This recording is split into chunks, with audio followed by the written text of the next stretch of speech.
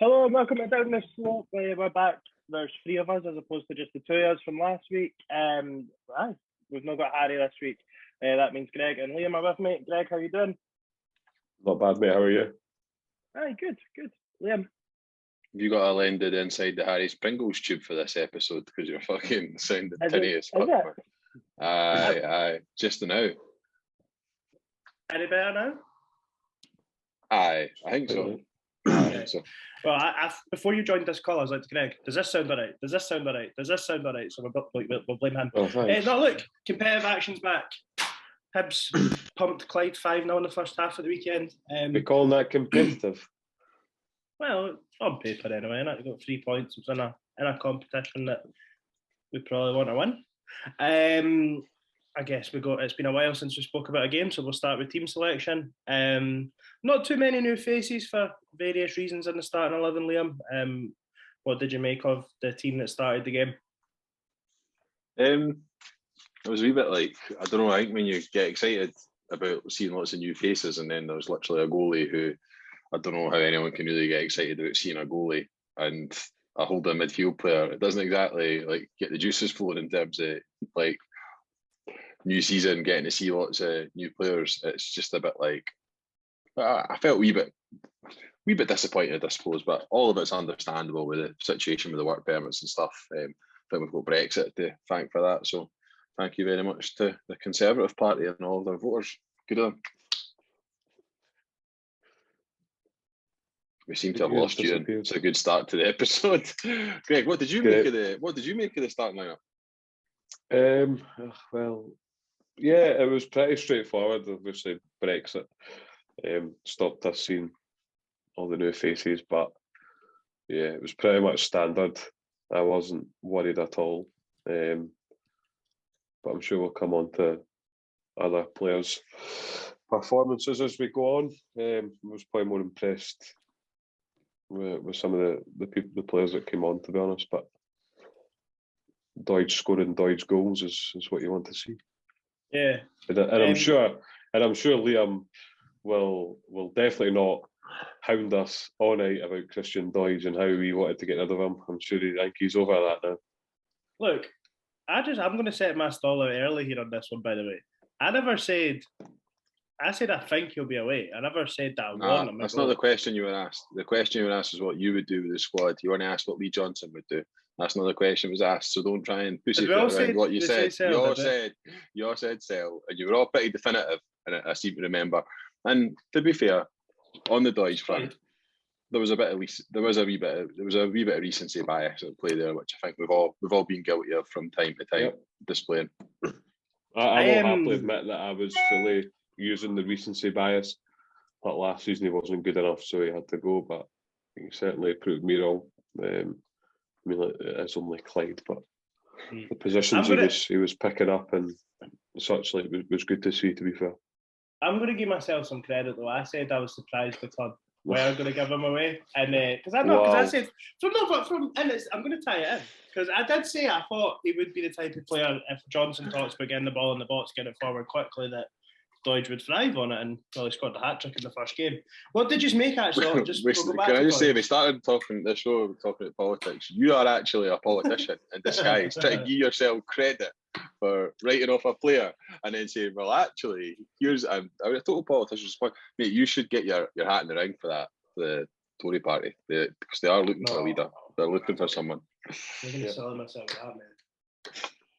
You're just going to start putting ideas in folks' head. I'll be getting pelters on Twitter this week.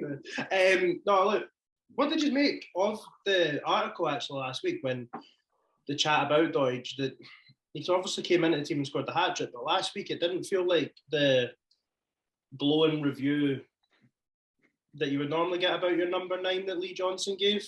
I don't know if it was in the written press, I think it was. But do we think now he scored the hat trick he is here to stay, or? Nah, I think anybody that's in that squad's. I think they're all still playing for a place. To be honest, I don't think anyone's like nailed down. You're right. It's a game against Clyde at the end of the day. He scored 2 goals all last season. He scored 3 goals in the first game of the season as well. It's just wild how football works sometimes. 17 games and 2 goals last season, 1 game and 3 goals this season. But no, I could still see him going between now and the end of the window. I don't think that's out of the question, particularly if one of the other strikers who's not available yet, or Melkerson or whoever hits a goal scoring run and we get Nisbet back, I could still see him going. Or we find the number 9 who's better. Yeah. Right, the rest of the starting 11, who were the standouts for you in the first half out with Christian Doidge? Probably, like you said, obviously Marshall and Kenner were the new guys. Marshall didn't have to touch the ball, I don't think. Clyde had 1 shot from a free kick. And Ken, I thought he was good. But was it more last season's players that stood out the most to you? I thought Doyle Hayes was good, actually. Seemed to be passing the ball forward, making some more forward runs, and obviously I think it was the third goal. He worked it well. He was driving past players, which I think is, when Liam first mentioned him, that's the sort of player he said he was. I think he sort of stuck with Newell last season and they became very similar, but I think now you can see a different dynamic to his game, and it's definitely one that is a lot better for him. So I was actually really impressed with him, to be fair. He was probably my standout. And then Melkerson as well. See, with Jake Doyle Hayes, we've spoke about it, and when was it? We spoke to him almost a year ago now. Was it October time or something last year? And he spoke about it, didn't really feel like he was the player that he'd sort of been, the sort of tag he'd had would be that sort of deep line midfielder, sort of hard hitting. But was Saturday the first time we'd really seen it for a 90 minutes? We have seen that he's capable of playing forward passes and stuff, but actually I say 90 minutes, probably 45 minutes. Do you think that is he better at that than sitting Liam? Maybe. I mean, it's just so hard to say. About 700 I know. I'm going to have to stop myself from doing it as well.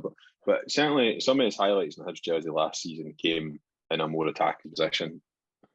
Some of his purest performances came in a more defensive position last season. So you could probably draw a conclusion from that he's definitely not the guy that you want sitting as the deepest of your midfield three. You probably want him a bit further forward. Is he creative enough to play much more advanced in the games against some of the smaller teams in the league? I'm not sure. I'm not sure he is that guy that's going to pick a lock, unpick a lock even. There's definitely something there in a more forward thinking sense, but I think I'm going to reserve judgment on that until we see him as part of this new system against some SPFL Premiership level teams. Yeah, I am. Greg, you touched on Melkerson. Obviously, sort of started out on the right hand side, a goal and assist for the first and the second goals, few more chances. Looked decent, sort of on the back of his goals that he'd scored in the pre-season games over in Portugal as well. What stood out for you with his performance? I think his pace certainly stood out. He looked a lot sharper. He looked a lot more direct, a lot more willing to get shots off. I just think that he seemed a lot more confident as well.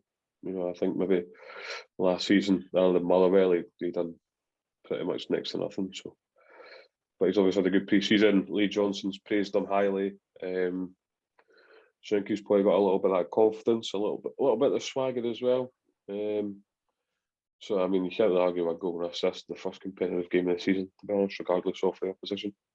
Yeah, I think the player that probably stood out the most for me was probably Noah Kenny, and I think Sean Maloney definitely spoke, and I think even maybe Ben Kensley and Gordon mentioned it when we spoke to them back in February time about how we needed a player that could play number 6 on his own, and we were sort of trying to pigeonhole Jake Doyle Hayes and Joe Newell into doing that job together at times last season. But Kenny, for me, looked like he was always available for the ball, and that's the sort of thing that for me, whether it's Clyde or whether it's a top flight game, it's sort of about knowing where to be on the park in relation to where the ball is. It felt if the centre backs needed a pass, he was there to take it. He could take it off a Doyle Hayes or a winger, and it generally kept the momentum going. But yeah, he was probably a standout on with Ewan Henderson for me, who I think Henderson probably had a quite sneaky okay finish to last season. I thought, and I know in the games that maybe didn't really matter, I thought he did look quite good in the split, and I think he's a player that probably could thrive under Lee Johnson. I think Patrick McPartland wrote an article on that a couple of weeks back as well. I thought Henderson looked good. The surprise of the sort of piece for me was that Josh Campbell started, and obviously he did score the fifth goal in the first half. Did he get the goal? I think it looked well on target as far as I was concerned. Took a big deflection. Were you surprised to see him play in that sort of number 10 role? Because for me, I'd much rather see a Ewan Henderson in there instead of being on the left. I think Ewan Henderson's probably a little bit more of a wide player, to be honest. I'm not sure I would have put Campbell in an attacking midfielder position, but it's probably something we've not really seen from him, and he seemed to do okay. Possibly square pegs and round holes at the moment due to work permits, etc. But no, I thought he'd done okay. I know we sort of caveat things with that. It was only Clyde, but I think the positions he was sort of taking up, it was good to see. You know, if you get the good habits, and that's good. But I don't know. He seemed okay, but the jury's very much still out on him. I don't think that he's good enough to make it the club, but we will see when the season starts. And if he gets more games, then I think Lee Johnson probably already knows roughly where he sits. Yeah, we played the full game in a 4-2-3-1. Liam, do you think, as it stands in the squad, we've got the players to play that system? Then that'll be something just from the outset we might see. Yeah, I think we probably do, maybe with the exception of still question marks over that number 9 position for me, to be honest. I don't think Clyde did an admirable job there, but I think probably history tells us that he's maybe not been the most effective as a lone striker in his time at Hibs. And I don't really know enough about Yuan or Bojan to know that they can do that. And I think Melkerson's just too early in his development at the moment to be able to play the lone striker. I know he's obviously been putting the work in over the summer and he's looking in good nick, but I think, he will find that quite difficult in this league to be able to do that on his own, especially for 90 minutes. I think at the weekend you had the benefit of having Melkerson in the right. Obviously, as a striker, he does naturally also want to get into the box. Henderson, albeit started on the left, felt he played really narrow. So I think Doidge did. There was always numbers in that area of the park. I would imagine someone like Aidan McGeady is going to be a starter. You know, like, is Melkerson going to start every week on the right hand side? I'm not sure. Like, I think with what you're saying about the number 9, it could become exposed if you've not got that personnel on the park. You know, like if Aidan, I could be wrong, but I don't see Aidan McGeady taking up similar positions to what Ewan Henderson did at the weekend. I think even when McGeady came on, he sort of dropped quite deep, took the ball from deep and tried to set things up early on in the move as opposed to being there at the end product. But look, we'll wait and see how it goes in the next few days. What was the highlight of the first half for you, though, between the 5 goals? What was the best goal for me? It was quite comfortably the third one for me. What were the pressing? No, the third one was the Doyle Hayes to Doidge in the week. Oh, yeah. Probably the one, was it the fourth one where we just absolutely battered them for kick-off? Yeah. That's probably my favourite because you can see as a unit we're moving, we're pushing up. You know, Cadden wins the ball out wide and we make good passes and good choices and getting the ball in the box. So for me, that's probably the best team goal and probably the best goal out of the 5, in my opinion. Probably my favourite as well. There wasn't like a huge amount to pick from because I don't think the goals were like particularly outstanding, but I'd say the fourth goal was the best just in terms of that overall team play. I do have to say, I don't know who that was for Clyde, but how bad was that pass that went out to the wide area that Cadden intercepted? Like, you're up at the top of the stand looking down at it, you just like the minute it leaves the boy's foot, you're just like, that's an absolute fucking horror pass. Like, it's so bad. So very lazy. Oh, just shite. Like from kick off as well. In the pass, so there's no. Wasn't even close at all. Wasn't it along the right lines? It was too short. It was just, it was so bad. Anyway, enough about Clyde. See, I feel like we mentioned Clyde more than anything we've mentioned that. They're really bad, though, aren't they? They're going to struggle in League One based on that. Like, they've still got Stephen Tico to come back, so right. What? Just as a wee segue, it was a question I posed to sort of the folk that I go to the game with at the weekend. The League Cup, the group stages of it, obviously we look at it and it is sort of glorified pre-season, right? Who do you reckon it's maybe a pain in the arse for? The Premiership teams or the lower league teams? Because for me, it takes the chance really of the lower league teams even having a run. Because one team gets through, do they look at it as even more a pre-season than we do? You know, like who does it actually benefit more? I think to quote Robbie Nielsen, I think some of the League One and League Two chairmen will absolutely love the money spinning element of the League Cup at this stage. But I also think managers and coaches and that will absolutely hate it, because I don't really think, like, if you're a lower league opposition that you kind of know you're going to get bumped out, chances are, and you probably get a couple of like morale sapping scuddings along the way as well. And that's kind of what it was for Clyde, because to be honest, like, they should just be thankful it was only 5 on Saturday. We totally let off them in the second half. And it could have been a really, like, it could have been a shite feeling for them coming away had they lost 9 or 10.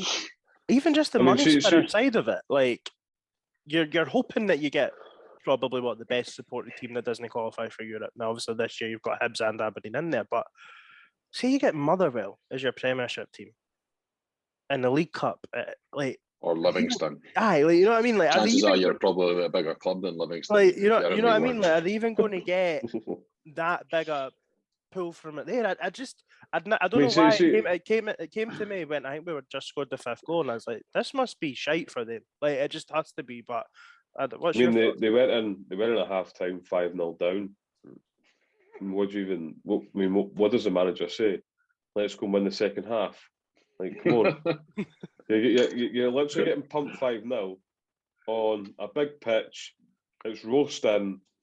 You get nothing from that. Absolutely nothing from it at all.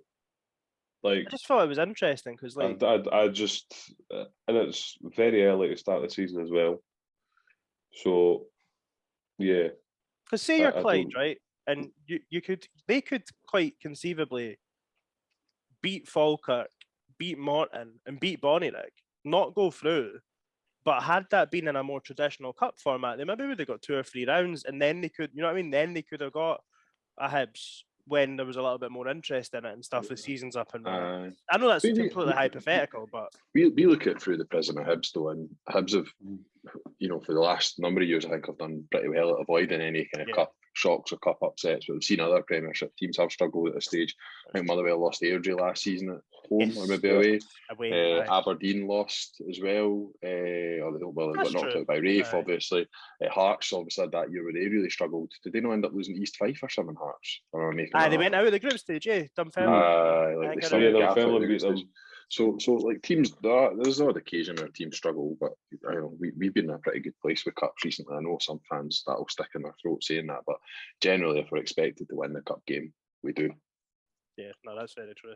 Anyway, look, there's nothing to talk about in the second half. What was your one big takeaway each of your first 90 minutes watching a Lee Johnson's Hibs team? Noah Kenner's a fucking machine. Who would tackle a jumbo jet at Heartland in the runway at Edinburgh Airport? Liam? And we can press teams. I would say he's probably made good on the promise that we'll get forward and we'll get forward quickly. I think when Harry and I were chatting last week, that was one of the things I was saying that I was looking forward to seeing, and I think it was evident, particularly in the first half. No possession for possession's sake. Yep. A lot of balls getting clipped down the channel and stuff like that, and Portugal. I wasn't a fan of that, to be honest. I didn't like that. I think when you're trying to, Stevenson tried it 3 times. I think it has to be done with purpose. Like if it is to get the defence turned and get someone on it, which a lot of the time in the weekend it was done to good effect with the likes of Henderson and Melkerson, and it worked. But yeah, I think the most impressive part of it all is that 4th goal in it.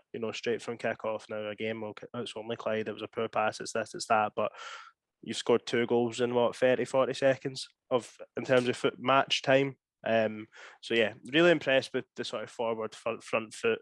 Of course, there was some people not jokingly taking the piss about not scoring in the second half, but hey, we'll just leave them not referenced. Right, Liam, you're generally the name guy. Who are Hibs about to sign? Marijan Cabraja.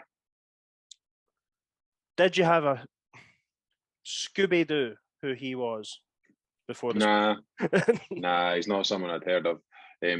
Even when folk were saying, Rangers were linked to him when Barisic was about to be sold, still it didn't ring any bells for me. But to be honest, I'm not an expert in Croatian football, nor would I even begin to pretend to be. I know who the big clubs are in Croatia, and he certainly plays for one of them. So comes in obviously with a pedigree. You look at the fact that he's played right through the youth levels for Croatia. Typically speaking, I think we saw it in the Euros last year. Croatia produce technically very good football players. They might sometimes not be the most athletic football players. I'm thinking about a certain Robert Prosinecki. I don't know if you guys are old enough to remember him, number 10, that played for Croatia for many years. At least I think he played for Croatia. Maybe it was the old Yugoslavia. But I think he was a guy who used to drink about 20 cans a day and smoke 40 fags a day and played in the 10, and he was probably one of the most technically gifted football players I've ever seen. So I don't know why I'm talking about Prosinecki when we're saying that Vukadinovic was a great, but I just thought I'd get that in there. But no, I mean, based on nothing other than the clubs he's played for and his sort of international pedigree, looks to be a very promising signing. Yeah. What do we make of the Josh Doig deal? Obviously, it has been sort of 4 or 5 days since it broke, but you and Harry had recorded prior to it breaking last week. 3 million up front, I think it's saying, with add-ons and a sell-on fee. Liam, you had an interesting conversation I seen with someone on Twitter actually about the fee. Do you think that's about right for Josh Doig, or could we have been shopping in the Calvin Ramsey market? It's really difficult because again, contextually, we don't really know a huge amount of the financial stuff that goes on. We've got an idea, but we don't know the full extent. I think one thing I would say is I don't think fees for Scottish players have really moved on at the rate that they've moved on for players in other markets. So I think we've seen some clubs getting very reasonable fees for some of their players and some very fair fees. But I'm not convinced that necessarily all the Scottish clubs are always getting what they deserve for the players. And I think the Ramsey fees is a decent one. I personally believe that Calvin Ramsey will go on to have a better career than Josh Doig. Just my personal opinion. I think he's technically far more proficient footballer than Josh Doig. And I think the physical side of his game is something that will come. And they're very different fullbacks as well. So I think it's very hard to kind of compare the two against one another. But I think all things into account in the current market for Scottish players, 3 million is probably fairish. Sell-on clause is obviously dependent on him being a success at Verona. I really hope that he does. I was going to say, it gives us has a much better career than Ramsey. It gives us something to hang on to, the job again, Like every transfer under, will now be the time. Greg, what's your thoughts on Josh Doig moving on, and obviously the guy that we're looking like we're bringing in to replace him this week? Good luck to him. Don't like the fans of Hellas Verona, but yeah, look, Italy, different culture, lovely country. I like the idea that he's going abroad and not just doing the usual and going down south. As long as we get more than 6 figures when he moves on, like some people. Well, yeah, I mean, if you were to, that's it. You could compare it to Ramsey, or you compare it to Hickey, and well, Hearts were really holding out for that, and it turns out they got pennies for him. So, but yeah, that'll look. Good luck to him. I think he had his best season last season. I think he maybe struggled at the start, and then when Maloney came in, he sort of took it up another level. But and to be honest, on the Croatian boy, we'll see. You don't really know how he's going to take to Scottish football or whatever, but like we were saying before, as long as he can get up and down the line and put a decent ball in the box and maybe smash a couple of folk on the way, then I think the fans will be on board. But he seems to be pretty promising, to be fair, from what I've read on Twitter. Done the usual scouting stuff and watched them on YouTube, but I think I'll reserve judgment because I wasn't overly impressed with what I've seen. It's good to see the club getting it done quickly, though, isn't it? You know, like either way, the Josh Doyle move hasn't been confirmed yet, and it seems likely that we're going to have the replacement in. Hopefully, I mean, in my head, I'm just looking towards will he have enough time to play at St Johnstone effectively, and I think I'd like to get your guys' thoughts on this. Does this Josh Doyle transfer, when we look at players that have left recently, but also players that maybe were potentially going to leave, so maybe like Nisbet in the January transfer window and Poitras in the January transfer window during COVID, Martin Boyle moving on amongst it doesn't feel like it's got that much of a we're fucked element to it. You know, I don't like, is it because he's a left back? Is it that we just feel like we're confident in the player coming in? Is it because Lewis Stevenson exists? Like, I guess because we've got so much money that we can just plug the hole with cash. Like, why do you think that is, Liam? Do you think that's almost the backup to your thoughts on potentially Josh Doig's limitations? I'm not. By the way, I'm not saying that you think Josh Doig's No, Josh Doig's a good footballer. I think he'll go and have a very decent career. I just don't think he'll have as good a career as Ramsey. And I'll be honest, I think Josh Doig would almost be better suited to go in and play in a league like the Premier League or the Championship, because I think the physical demands of that game would be better suited to the kind of footballer he is. I think going to play in Italy, which is a much slower and far more technical league, I think he might find that quite difficult. Just based on the kind of footballer he is. I think there was points last season when he was playing in a more advanced left wing back position where he really struggled to get the ball out of his feet and onto his front feet and make something happen. It felt like unless he was charging onto a ball that was played 10 yards in front of him, he really struggled with the game last season. And I think, Italians have got this sort of cliche of being like, world-class defenders. Josh Doyle got beat at the back post far too many times last season for my liking for a guy of his size. And I think in the Italian league, that might be something that gets exposed a wee bit. But those are just a couple of weaknesses, actually, of what is just a very young guy. He's not played a huge amount of football. He's still I think he's still a very promising talent. To bring it back, the reason I'm probably not see that he's going, because I don't think he was even clear as our best left back last season. So we're selling a guy who was possibly our second best left back last season for £3 million. Like, why would you be upset about that? Yeah. No, absolutely. I think as well, just on that, every time we've sold someone, it's been, hope we invest the money. But I think we've seen already that we're not afraid to throw money in it. I think we do it in the right ways, but we certainly back the manager and we do invest it back in the squad, which is all we can really ask for. Well, the left back take us to 10 this summer. Is that correct? I think that includes Henderson being made permanent. Is that right? Maybe. What? I've lost track. Let's just go on another wee segue like we did with the League Cup. And it's something that maybe it could potentially benefit Hibs in the future. Are we starting to see other countries seeing Scotland as a viable market? Obviously, Ramsey had previously been linked with moves in Italy. He went down south. Lewis Ferguson seems to be going to Italy. Henderson's out there currently. Hickey's obviously done well. He's moved on to the Premiership. Do we think Italy, especially in other leagues, are seeing Scotland as a market they can shop in now? Definitely. We should. Yeah, definitely. I mean, the Ferguson transfer is an interesting one because obviously I think there's been clubs in England that have been looking at him for a while, but maybe none of that interest has been realised.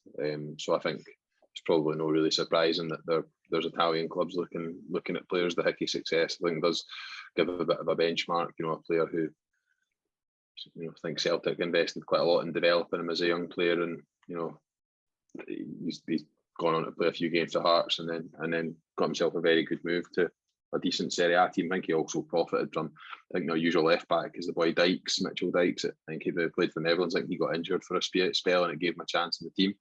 So timing's crucially important in a lot of these things as well, especially for young guys, because quite often the catalyst for young guys getting their chances is because of injuries and suspensions. So Yep.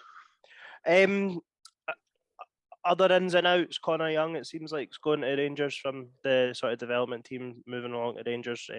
Patrick McParland sort of broke that a couple of hours ago. I was a little bit surprised initially, but I guess ultimately, if the club rate O'Connor and Laidlaw higher than him, then so be it. You know, I think to carry sort of 3 first choice strikers at that age group, it makes sense to move on the third one. And if you'd imagine, right, if Rangers are coming in, they're obviously offering him a better package as well.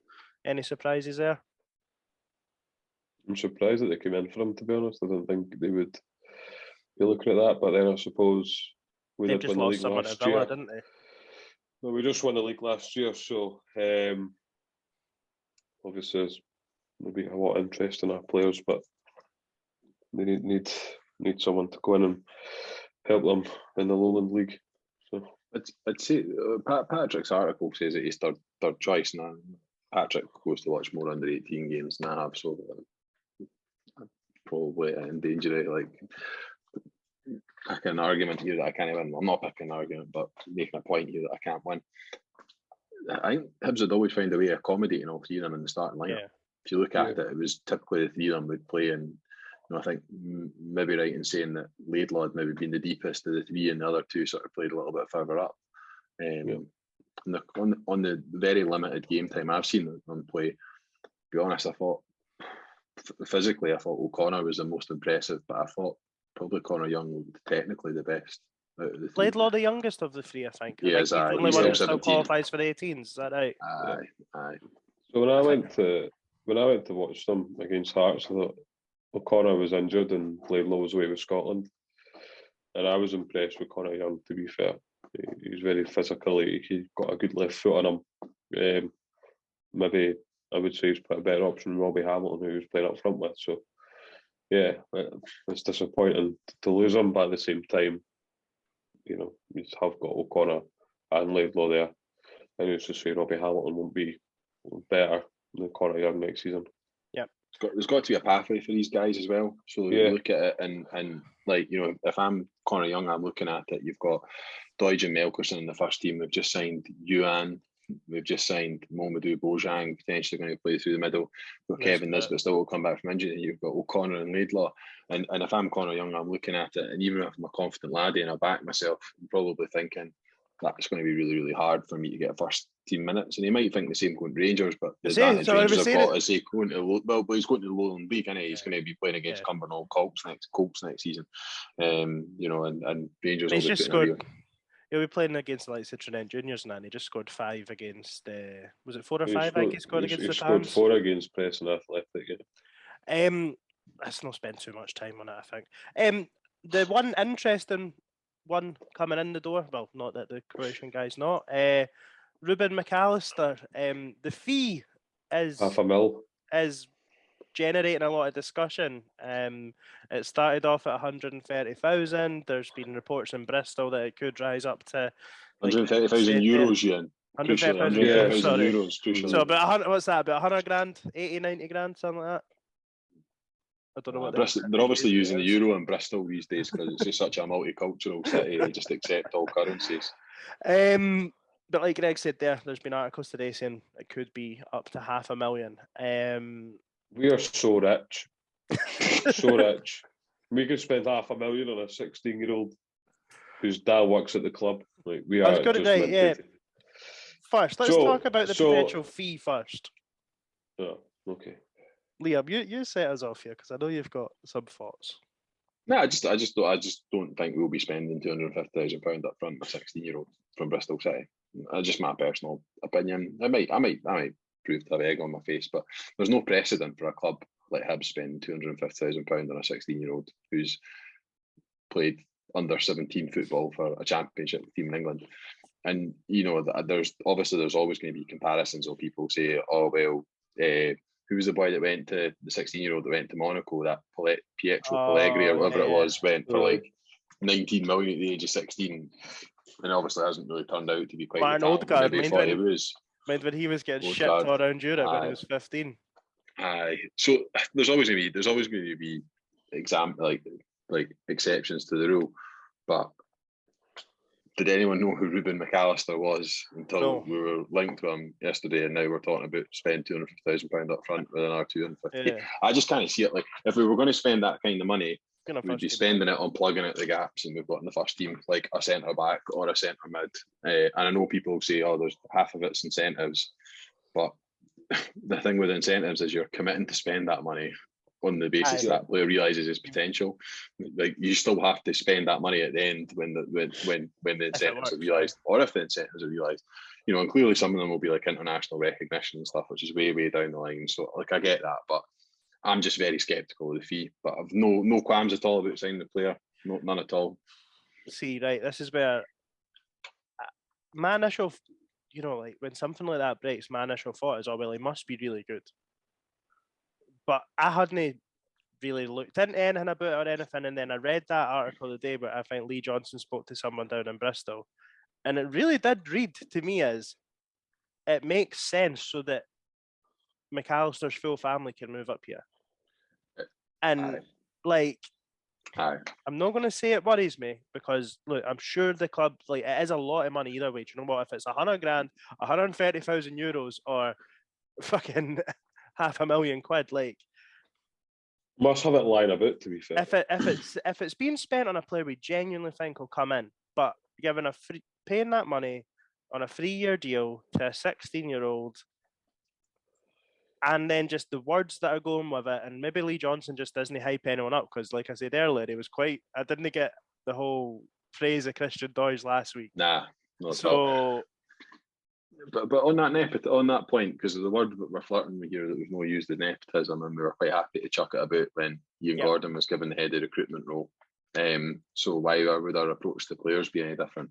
The thing with the McAllister one is, if that does not work out, that N word will get used and it'll be thrown at the club, because people will be saying 250k on a 16-year-old when we could have bought. That was Kevin Nisbet, wasn't it? Could have bought, like someone that's available just now, Connor Ronan. Connor Ronan's available apparently 500k. There you go. Go and spend that money on a guy who's ready now to go and play in the first team, make a difference. Yeah. Connor Ronan would probably be a starter every week for Hibs, to be honest, based on the player we saw last season. So it's a difficult one, because like it's that whole speculation to accumulate in it. But if that goes tits up, it's just got potential for a lot of backlash, isn't it? Any further on that, Greg? Never ends well with a coach's son, put it that way. If he does well, that's good. We spent money on him. If he doesn't do well, he only came up here because his dad works here. So really, the boys are hiding absolutely nothing. We're talking unnecessary pressure from sort of day dot, aren't you?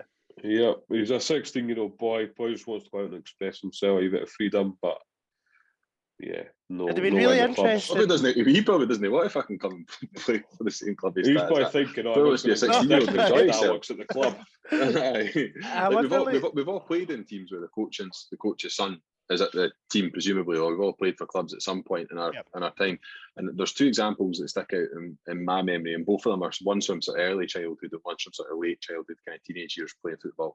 And on both occasions, as a technical individual, as a player, the son was hopeless. He was no good, right? But he was, on both occasions, they're both exceptional trainers. They trained, they put a shift in. They actually set quite a good example. On one of the occasions, one of them was kind of not a captain, but kind of acted like he was a captain. You know the guy, a bit of a mouth, but not got the armband.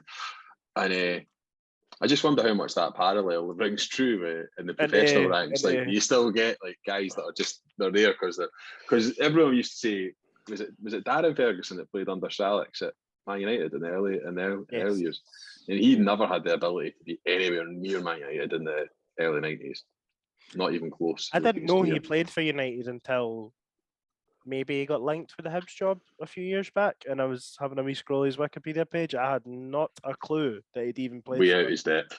Maybe Roy Keane referenced it maybe on an interview maybe once, I think. Yeah, he did. He referenced it because he was doing scouting for the club, and he questioned why he was qualified to do that.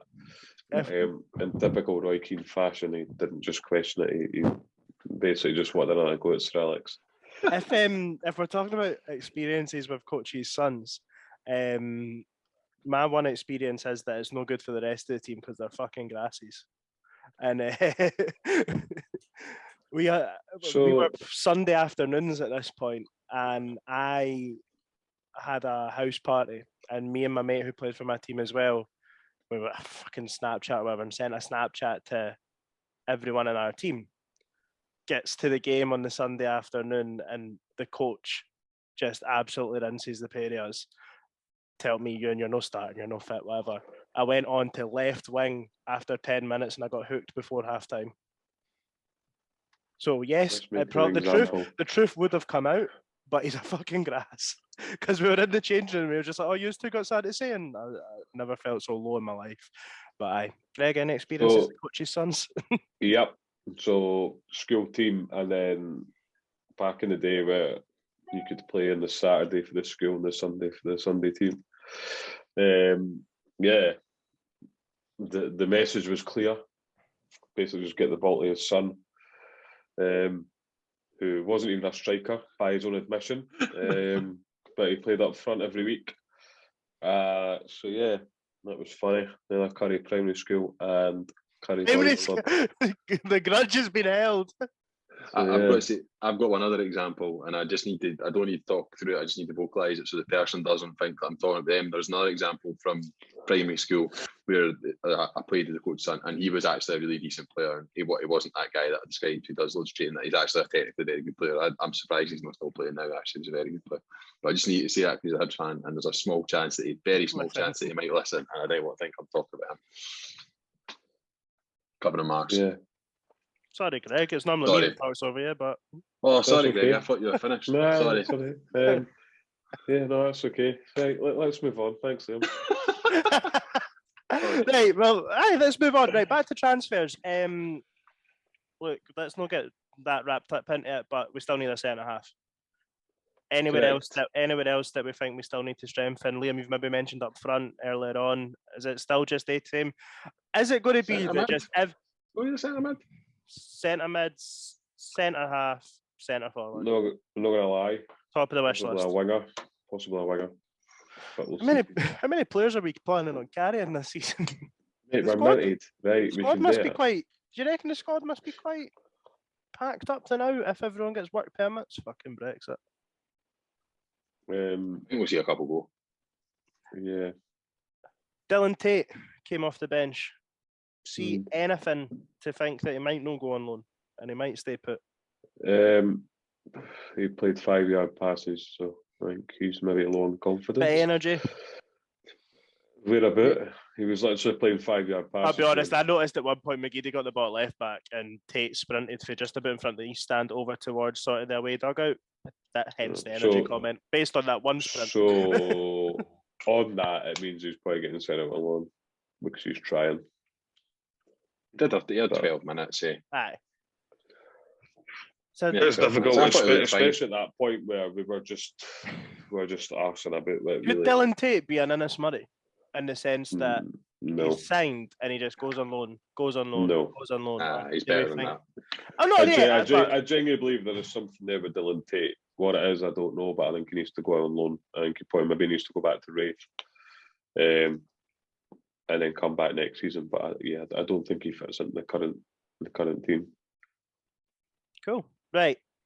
Falkirk tomorrow night, tonight, last night, depending on when you're listening to this. What? I hate Falkirk. What are we expecting? Rotation-wise, Lee Johnson said that it is going to be a case of managing minutes. He's sort of made it pretty clear that Joe Newell and McGeady are probably going to come in from the start. Anyone you'd like to see for sure in that starting 11? A little bit of Sean there for sure. I thought McClellan was really. Do you know? I wish I'd mentioned him earlier. I thought he was very good. Outstanding. To be fair, I thought he was very, very impressive. Are you starting to eat your words from when we signed him a little bit? I think I said at the time I'd be happy to be proved wrong. I say that all the time, so I'm happy to take that. I'm not going to sit here and pretend that although I said one thing, I meant actually something else here. So, look, based on what I'd seen, he was at Falkirk last season or whatever, not overly impressed, but he won every header, he got stuck in, the composure is 10 out of 10. He can pick a pass, he's not afraid to get on the ball, he's a sort of centre-half I like to see. He would be the perfect centre-half if he only had a left foot. But we can't get it all. But I think he'll be very impressive. I think he's probably a first-team player this season. I don't think he's development. I think he's first-team player. It looks like he's going to force his way, doesn't he? Like some players in pre-season just like either come back from the season before, having already been to the club, and just step it up a notch, and then some new guys come in and they impress you. I wanted to. I wouldn't say I didn't want to like him, but I didn't want to be like totally all in on him, because when they said he was a development team player and he was right-footed, I thought he's just not maybe quite right for just now, but maybe next season. But based on, again, 45 minutes versus Clyde, and based on the 245 minutes in pre-season, I think he's been one of our best players in that 135 minutes. That's right. Yeah, I would absolutely agree. I think he looked better than Bashiri, to be honest. I thought Rocky was fine as well. Like he wasn't bad. I just think that in terms of getting the ball moving, the way he goes up, the way he wins headers and he tackles, it's what I've been looking for, to be honest. But yeah, a wee bit of incentive as well. Played 4. Yeah, he only managed to play 4 games for a pish poor Falkirk team last season. That's incentive for him to go there on Tuesday night. And and to be honest, he's come in and he's looked well above that level anyway. So yeah, what do we think elsewhere? Dabrowski and goals maybe, or do we think we'll see Marshall sort of trying to get that familiarity right through the League Cup? Play your best players. Yeah, right. Especially at Falkirk. Instead of going position by position, Liam, give us an 11 for tomorrow night. Greg, you can do the same. Marshall, Cadden, Porteous, McClelland, Stevenson, Kenna, Newell, McGeady, Henderson, Melkerson, Dodge. I'm not going to say mine. Tavares, Ewan, and Thingley not available still. I'm not going to say anything because that's my 11 or no. If we're the same, if Tavares, etc., still don't have the permits. What yourself, Greg? Any changes to that? I wasn't even listening, to be honest, but I'd bring Miller in. Bring Miller in for? Yeah, Cadden. Cadden stay on the bench, or? Yeah, I would say so. I wouldn't change a whole lot, but I think we need to mix it up a bit. What did we make of Lewis Miller? No starting. Clumsy, if I'm honest. I thought he did look a little bit clumsy, but he's built. I think we'll probably see the best on as time goes on, but he did look a little bit nervous as well, which is okay. But he seems pretty keen to get forward and get balls in the box. It's just a shame that nobody was in the areas that the balls were going at the weekend. But I think he'll come good. I think he'll be good for us. But he does seem very, very physical, which I'm all for.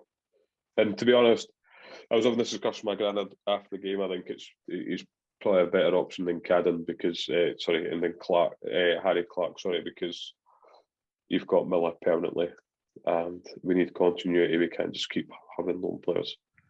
So, I agree. Especially where there's option to buy. There was never any chance of us being able to buy Harry Clark. I think that was the thing. Even based on the player he was at Ross County, I don't think we would have been able to finance that, even though we are absolutely massive and spunking $500,000 on 16-year-olds. I still go in with the sign them. But I think everything that's been said there's sensible. I think we'll. The thing is, we've got options. Like last season, how many times did you ask us for our squad prediction last season? I was picking an 11, and genuinely there was about 5 or 6 guys that I didn't want to see play, but I was picking out of necessity. Yeah. I don't mean to be like back to last season to be negative, because I'm trying to make it a positive point. Like we actually have got options now, like in positions where like the Cad and Miller thing is a bit of a competition now. Yeah. You know, the Newell Doyle Hayes thing's probably a competition between those two for that one spot, rather than the two of them nailed on every week. We've not touched on Josh Campbell at all. Josh Campbell was good on Saturday as well, and people will not want to give Josh Campbell too much praise, because ultimately we're playing again in a more forward role than what. Aye, and Can we he's just not going say to play every game. Noah Kenna is the best number 6 in the world, and he's made Jake Doyle-Hayes and Josh Campbell look like prime fucking. I'm going to say Steven Gerrard, Juice Canadians. To be fair, Ewan, I mean, he did come from your favourite league, the English Under-23 league, which we know that you love. Do you know, if you had listened to me, the talent. Exactly, mate. I don't. The players like Victor Paulsen, when they come to Easter Road, they do us a disservice. That is just where you need to be shopping. No, it is interesting, though, because he did really free up the other two in midfield. Whether Campbell was playing as the number 10 and Jake Doyle-Hayes was beside him, there was a lot of numbers forward at all times. And again, it was Clyde. Do you know, we should probably just name this episode "It Was Clyde." Like, and just, to be fair, no Kenna reminds me of a player that was better than Steven Gerrard. Roy Keane. I think there was one. I think in the first half he just absolutely smashed somebody, got up and passed it. That's what we're after for that position. Again, maybe not too dissimilar from Roy Keane. Maybe a little, maybe a little bit clumsy on the ball at times, but generally won it back as well if he gave it away. But look, we could probably sit and go on about all of them individually if we need to, but we spoke about Clyde about half an hour ago. I can't wait till we get to the middle of September and they're all shite. For fuck's sake. We're wanting Lee Johnson sacked and Ruben McAllister's just no working out. Superb. So Connor Young's single-handedly winning the Lowland League for Rangers. Well, they're not signing anyone. One injury to Morelos and he'll be in the fucking first team. You're talking about pathway. I think they scored big. They signed that boy that scored against them last season, haven't they, in the Champions League? Cholak. Sorry, yeah. Right. Anyway, I'm not talking about them. Listener questions from the listeners. We should probably start tweeting the hangout for questions more than 2 hours before we're recording. Harry done it about 15 minutes before we were recording last week, and we were getting questions as we were speaking. Rolling with the punches, eh? Right. From Jaden on Twitter, we've sort of covered it off. Thoughts on Cabraja? I think we've done enough on that. I hope that we've sort of didn't ask. You looked there. Have I said that well wrong? No, I think Marijan Cabraja is what I'm going with. Nah, because that sounds Spanish. Right? They definitely. I think it's maybe more Cabraja than Cabraja. Modric, like Kovacic. He's not got a J in his name. Typically, it's the but it's like the Ches. Aye. I'm all in on him. Looks great pedigree. Get him in. 6 foot as well. Nice tall left back. He can also swing a corner in. So many set piece takers this season. Spoiled for choice. John McIntosh shot his load a little bit early and asked us to predict the first 5 games of the season, but we'll do that in a couple of weeks' time. So first 5 games of the season. Win. Aye, first 5 league games of the season. How did we see them going? We're definitely going to lose to St Johnstone on the first day. I'll just say that. But we'll win the rest. But I said we'd go through all that in our big league preview episode before the St Johnstone game. Does it want to come on today? We can find out his 5. Aye. We'll get that from him. Where else do we need to strengthen? We sort of just covered that off, but what do we think we'll do in the next 3 cup games in terms of start? Was what he asked. Do we expect wins in all of them, and what sort of teams are we expecting? I think we'll rotate. Win, and it'll be players registered at Hibernian Football Club that will play. I'm going to go a bit of a rogue shout here. I'm going to go. We'll have 2 wins and a draw from our last 3 games. But I'm going to say we're drawing at Bonnyrigg. I think we're Greenock Martin. No. We're not going to concede a goal. Right. They would definitely get a draw at us, even if they had one on the bench like they did at the weekend. And probably a scrap on the touchline as well. So it's Big Duff Jimmy still. Oh no, it's Doogie Imrie now, eh? Definitely a scrap then. Definitely a scrap. Liam, we'll come to you, given your modelling expertise. Is Lee Johnson better dressed than Jack Ross? No. That's from Aidan Braden. He had far too many clothes on for how hot it was inside. I thought that. Hey, he had like that sort of blazer, jackety, cardigan, hang on. Polo shirt. Polo shirt Max on a Saturday. Don't compare Lee Johnson to that joker. Don't dare. From Emerson Fetty's on Twitter. What's the most noticeable change? Now, he said from last season, but let's say under Lee Johnson, like we've done earlier, what's the most noticeable change? And you can't say the pressing that you said earlier. Can I say the passing, the moving, the tempo? Nah, I'm sorry. I'm shy. Well, I feel like we need to mention the pressing though. But other than that, I think we've got a goalie that can actually shout and communicate with people. We've got a number 6 that can put a tackle in, and Melkerson and Doidge are scoring goals. That'll start us off nicely.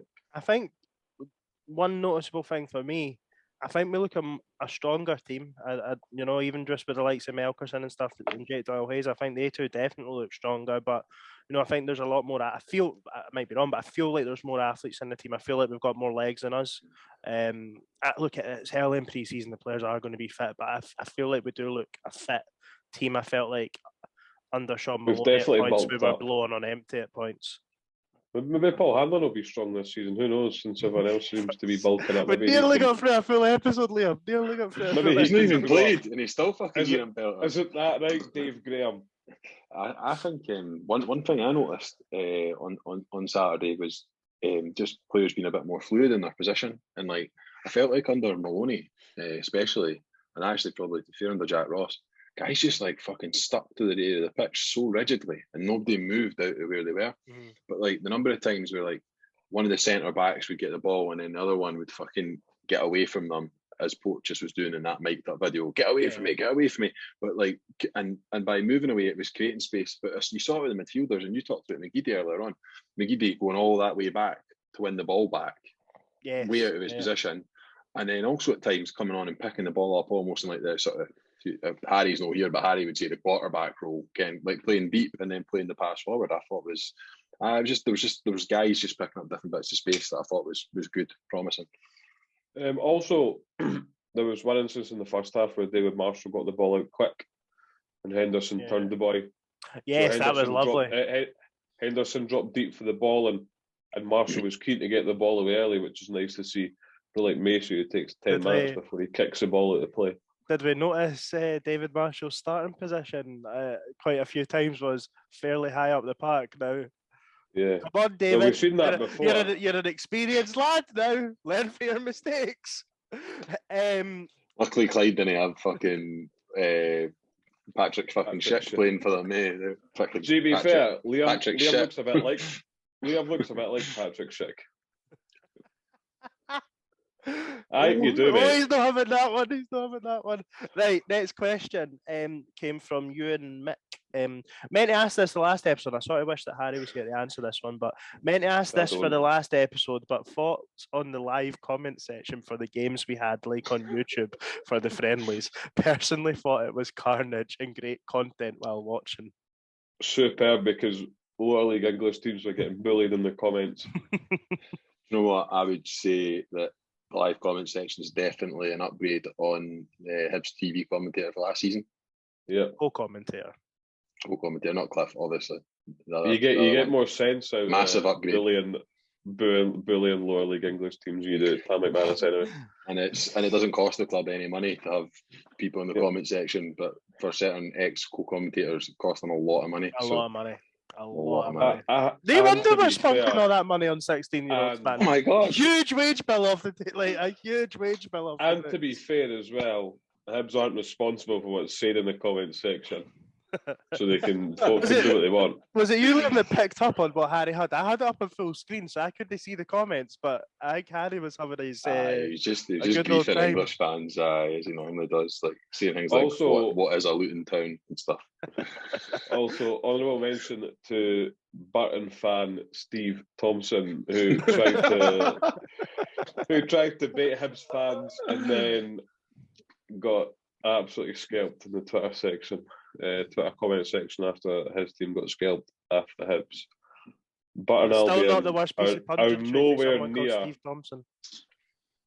Hibs level. And right, let's wrap up on a last question from a friend of all of ours, a teammate of two of yours. And then you get me you started. know, it's time for our weekly 5s, 7s update. Lee's asking, gee, have you managed to get any sleep since she's got beat at 5s last Thursday? And Liam, how are you sleeping after that? I know after your return from Mexico, maybe you're the issue. I would like to point out they lost to that team when I was away as well. It was quite a pronounced defeat on Thursday. We've had a conversation. We'll gather ourselves and we'll be back and we'll be better next time. Yeah. Right, Greg, how are you sleeping? Yeah, there's no excuses, to be honest. Not happy. Been a tough week, to be fair, and obviously there was things said last week during the game and things that happened. So yeah, we go again, we dust ourselves down and we'll get them again in 3 weeks for the title decider. And I don't want to see them celebrating in front of us. So yeah. Right. And do we have predictions for the Falkirk game? We've not done actually, Liam. No, let's do predictions for the Falkirk game. Who wants to go first? 4-0 Hibs. I'm going for 5-0 Hibs and me to be fucking pissed off because it's Lauren's first football game and she'll be greeting, moaning her face off by half time. I'm going to go a routine 2-0. Routine 2-0. Very comfortable. Very 2-0. comfortable. I hope we start with the exhibition stuff as well, right in front of the locals, including you, Mr. Wilson. Do you know, I was actually tempted to go and sit in the homestand because obviously I've got my Sean Mackey jersey waiting to be signed. So I thought, where's the best way to go You're going to be confused. To my hero? What other race players are you fan? Falkirk players, sorry. I honestly couldn't tell you anyone that played for Falkirk other than Sean Mackey. I seem to remember him doing a wee bit of business in the summer and they signed a couple of players and I thought, oh, I tell you who's might there. Actually, no, be shy. Stephen McGinn's there. Oh, so he is. So definitely be shite. Brad Mackay. That's Brad Mackay. There's someone to hurl abuse at. I loved there was a group of boys who were a few rows down from me. I think I might have known who the subjects were, who again were Gareth Gomez absolute pelters for 90 minutes on Saturday. I fucking love that. I love football fans in general. I love just storing stuff like that in there and be like, see when he comes back, I'm going to give him abuse. I wonder. They also have Aidan Nesbitt and Gary Oliver. Nesbitt, was he the one that was at like Partick and Morton and that? Yeah. Been a bit, was it Dundee United maybe as well? They've got that Callum Morrison that played for Hearts, so the Callum at the end. His first name, Callum. The blonde Callum. Yeah. He looks like a two-bob Craig Sibbald. And Craig Sibbald looks so he's going to Dundee United? That's I've been impressed. I've been impressed with Dundee United's business, and then I seen that they were signing Craig Sibbald and thought, "Fuck, there's another guaranteed goal scorer against us this year." But not a good Craig Sibbald if you order him off Wish.com. Oh, 100%. Oh fuck! They've got that Craig McGuffey as well. That was at A-Rank. He scored an absolute fucking goal at Easter Road. Oh, the cup game. Yeah, when Big Dave tucked one away to make it like, I don't know, 6-2 or something. Yeah. Oh, right, well, we could sit and pure talk utter club. We could sit and talk utter shite like and to be fair, you also need to hurl abuse at John McGlynn as well. Aye. Oh, Uncle Festa. We've got one last question come in at the last minute, but we'll do it quickly. So, Jeff, if you've not turned off by now, we are asking you a question. Jeff Ashton, thoughts on Dylan Tate? Surprised to see him on the bench and then get on. Looked okay, although game one and tiring opponents. Can I ask a question before we address Jeff's question? Do you think that John McGlynn will have changed his baseball cap in time for the game? No, and he's probably still got a Hearts trackie on and off. Sorry, what was Jeff's question? Sorry, do you know what I love about John McGlynn? He's got really active lenses. As like the sunglasses, but he's a pure banger, to be fair. I do think he'll probably do all right there, though. I think he might. Kind of worse than the recent managers have done there. Was it Falkirk that took some cunt in for like the American Vancouver Whitecaps? It was like an American women's, but not even like the top tier in America. Like and he wasn't even a full time, but he was like an assistant coach, but he just happened to be for Falkirk. Was Kenny Miller there or something? Have I made Yeah, is Kenny Miller still there? I haven't got a clue. There's plenty to go around. Right, last question, then we're going to wrap this up. Thoughts on Dylan Tate? Surprised to see him on the bench and then get on. Looked okay, although game was won and the tiring opponents. Now, I know we spoke about it earlier, but I actually was surprised to see Dylan Tate get on. Just like we spoke about it when we spoke about the training camp squad. I'm still unsure why he wasn't there if he's not on loan yet. Like cup tied as well, so he can't play in the League Cup. Aye. But I was surprised. I said that to Ryan when he came on. I was like, they were cup tying him by bringing him on, so something must have changed, because otherwise you just wouldn't have brought him on for the last 12 minutes. What was the value in it? So Lee Johnson's thinking has changed, or there's been a loan move for him that's fallen through or something. I'm happy enough to see him be there and compete. I think based on what I'd heard about him, what I'd seen of him, I was quite excited when we signed him. So I would still like to think we'll try and make that work. And I still think we need a centre midfielder, so maybe he's that centre midfielder, who knows? Probably not, but... Any further on what you said earlier? 5-yard passes and roundabout? Yeah, pretty basic stuff. I could do that myself, but I don't know. If he wants to go on loan, I think loan would be a good option for him, but maybe we've changed our tune, or maybe he's not going on loan to Scotland. Maybe he's going on loan elsewhere. We never actually spoke about Dan Mackay going out on loan. I know it's not exactly breaking news, but I was a bit surprised that Inverness was the club he ended up at.